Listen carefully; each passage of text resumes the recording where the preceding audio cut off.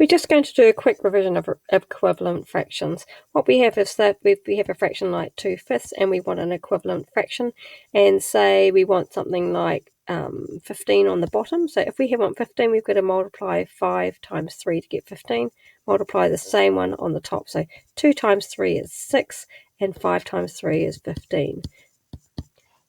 6 over 15 is an equivalent fraction to 2/5. Let's try another one.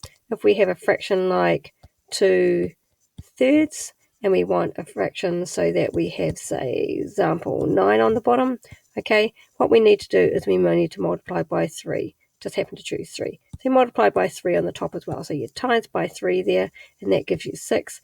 3 times 3 gives you 9.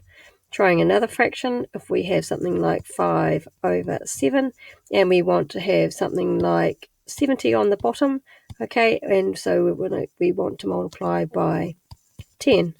So we multiply by 10 on the bottom and 10 on the top. 5 times 10 is 50, 7 times 10 is 70. So we get 50 over 70, which is an equivalent fraction to 5 over 7.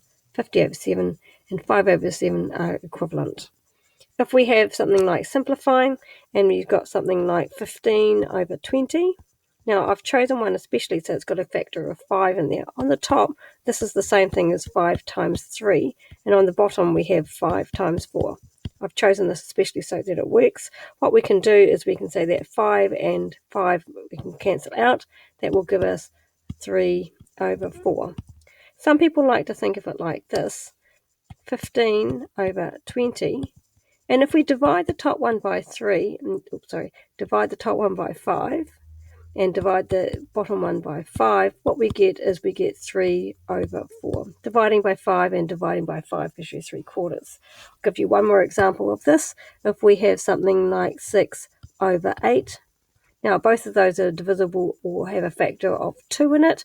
Okay, so I can divide that by 2 and divide that one by 2 as well. That will give me 6 divided by 3 is 6 divided by 2 is 3, and 8 divided by 2 is 4. So that gives me 3/4 as well. That just happens to be 3/4. It just happens to be by luck.